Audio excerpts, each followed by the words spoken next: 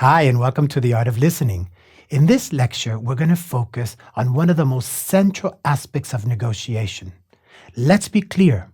Without communication, there is no negotiation. And in order to communicate effectively, we have to listen. But we know that people do not listen. They're so busy worried about what they're going to say to the other side. What are my arguments? I don't want to forget them. If I listen too much, actually, they might change my mind. I need to stay focused. We know when people are not really listening, the information is left out when they pass it on. Or when they go back to their office and they did not listen carefully, they might actually change inadvertently the information. Most importantly, they might forget something. In this lecture, you will learn the importance of listening. You will gain listening skills, and you will make yourself better understood. You will be able to deal with different emotions that come up in a negotiation. Now, what are some of the benefits of listening? As I've mentioned before, it is to improve the effectiveness of communication. Why? Because it improves your understanding. It lets us think about what information are between the words that the other side cannot say. It helps us to understand when a person is repeating themselves, what information is changing. And more importantly, it helps us to do two things. Number one, identify where are possible areas of joint collaboration. And number two, where are some pitfalls where people might actually be in danger of hurting the relationship. Now imagine your boss walks into the room and says, "Hey, in the meeting room right now." Now, what do you do in that moment? Well, if we want to be very good listeners, we think about what we call the four sides of the message, or in some cases, we say we have to listen with four ears. Why? Because in every single message we receive or we send, there are four different aspects that need to be considered. Number one, what does that say about the person? It seems this person might be a little agitated, in a hurry, excited. We don't know because the sentence was very short. So we're going to have to listen carefully when we arrive in the meeting room to figure out what is the situation for this person. In addition to that, we have the second ear, which has factual information. Actually, we do have a meeting room. It would be a little funny if somebody said, "in the meeting room right now," and there was actually no meeting room. Therefore, there are always some facts in every single message. Number three, it tells us a little bit about the relationship. The facts are that this is the supervisor, but it also says a little bit about the relationship between the boss and the employee. Obviously, it's interdependent.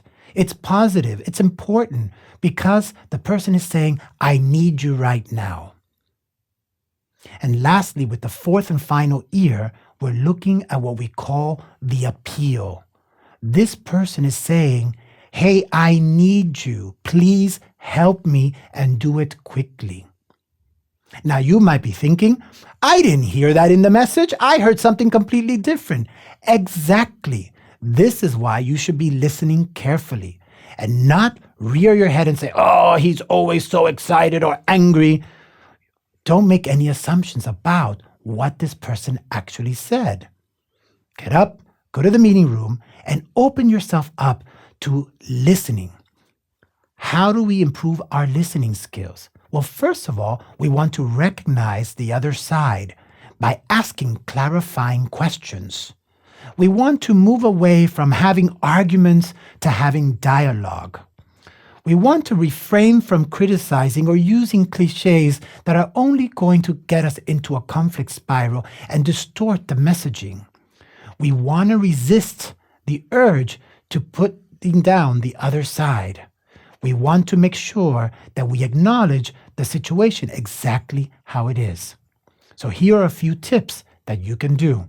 Number one, don't interrupt the person, let them come to a complete end. Give them some visual cues that you are understanding them or you're not understanding them. Be aware that your facial expressions, your body language actually conveys messages. I'd like to say right here and right now, there are a lot of studies about saying, open yourself up or don't stand like this. You know what? I have learned in my years of experience that that doesn't really help us.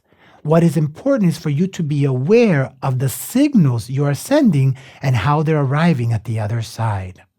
Make sure not to change the subject in the middle of a conversation because that might irritate the other side. Ask them first.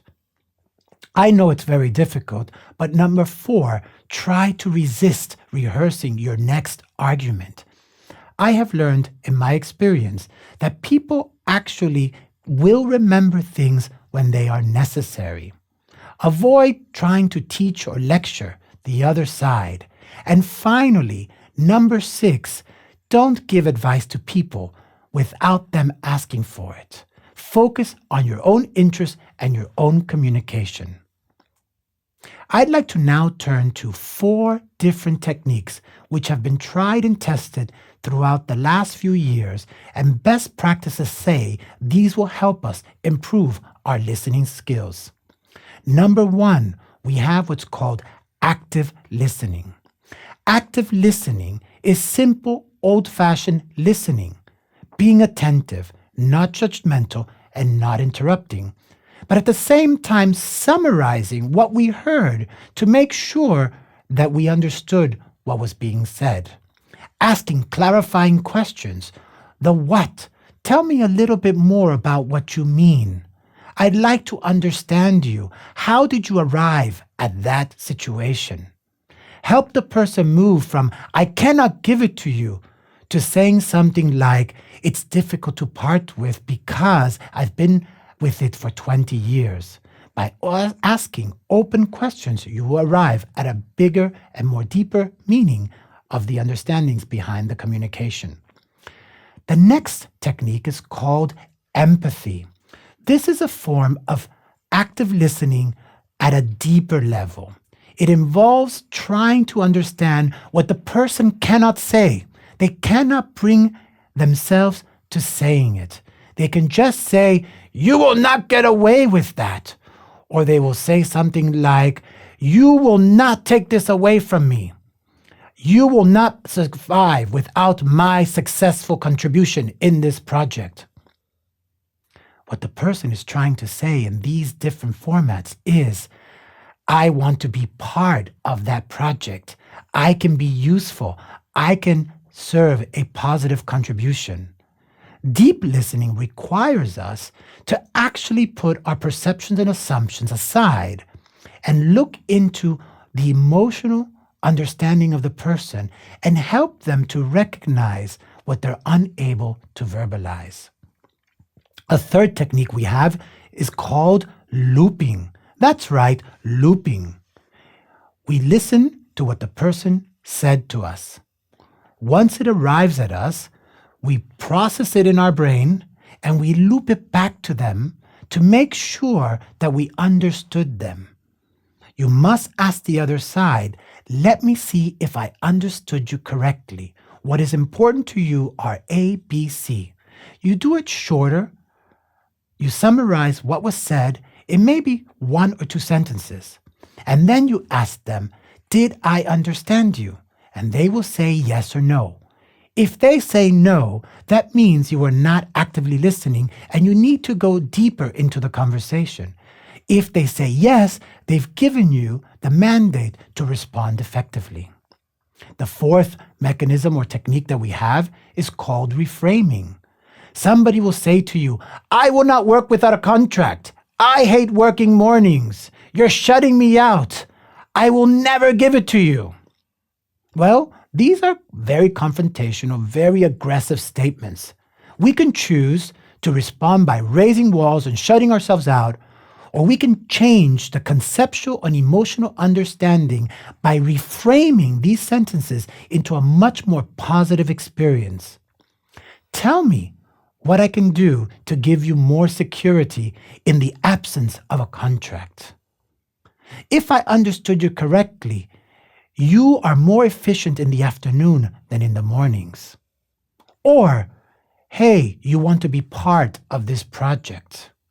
I think it's important that we understand that people sometimes just react instinctually and that we can help them in the reframing.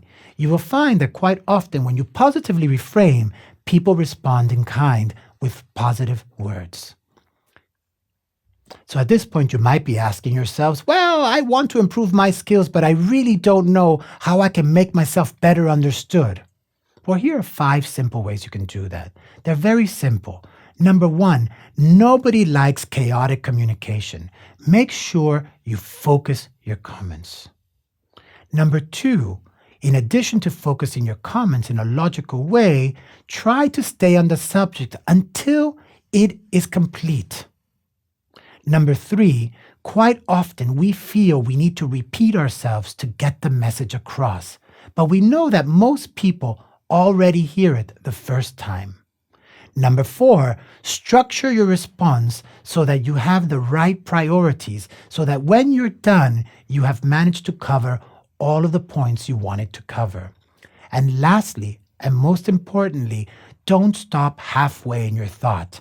Make sure to complete your thought with the 4th ear, the appeal. What exactly do you want them to do? Now, there are a couple of myths that go on about emotions and negotiations. First of all, that we should leave emotions outside of the room.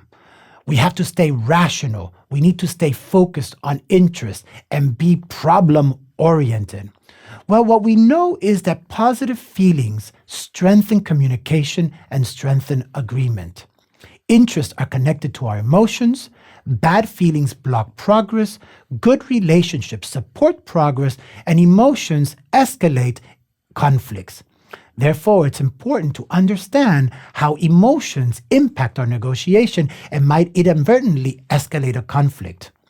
We also know that people tend to get more emotional and more irritated if their authority is put into question or challenged. If all of a sudden agreed rules are broken, if they perceive to be insulted, or if somebody did something that was culturally understood as rude. One thing that really irritates people is being misrepresented or the feeling of being accused. These will create several blocking emotions within us. For example, being misunderstood, frustrated, agitated, or distrustful, or being angry or fearful, or the feeling of contempt or embarrassment. Shame, pride, disappointment all come into play. All of us have felt one of these emotions and made sure not to participate in negotiations once we're feeling this way. What happens to us, we build walls around us to protect ourselves for fear that the other side is trying to provoke us into a conflict escalation. When you're in an emotional situation, sit down and think through, why is this person feeling this way? And what can I do to actually understand the right feeling? Sometimes it only helps to say to the person, if I were in your situation, I would also be frustrated. Or to ask the other side, so what are you afraid of? Do you think there's something that we need to deal with? Or to say to them something like, is there a way we can build trust? I see that you're still hesitant about the situation. Is there a way I can help you to save face? Or, I'm sorry, I'm feeling a little ashamed going back with this little amount of concessions. Is there a way that we can increase the gains for everybody at the table? Naming the emotion helps everybody at the table deal with it. Let's be clear, strong emotions distract us. They do more harm than good. They generate a feeling of retaliation. And in the end, if we're not careful, it could lead to a stalemate, the parties going their own way, and in the end, abandoning their own negotiation. However, dealing with emotion improves the relationship, generates an atmosphere of trust, and allows people to vent their annoyance in a constructive way. Here are 4 tips for dealing with emotions. Number 1, develop a constructive tone. Develop some guidelines on communication. How should it work? Should it be regular? What should we avoid in our communication that will actually escalate the conflict? Number 2, build in cooling off periods where people can actually walk away, recompose themselves, and think through, what did I actually want to say? Number 3, ensure that there are safe spaces around the negotiation where people can maybe go and have side meetings and talk about what their fears are without having to lose face at the table. Number 4, make sure that the process is building trust. If you're building trust, you will create an atmosphere where people will feel validated and non-judged and will be more likely to talk about some of these emotions. Just remember, a good listener is able to communicate his or her interests and needs efficiently and meaningfully, in a way that makes others feel heard and understood without injury or insult. I hope that through this lecture, you have understood the importance of listening. You've gained some listening skills along the way. You understand how to make yourself better understood. And in the end, if emotions come up in your communication, that you are able to deal with them. Thank you very much, and good luck in your next communication.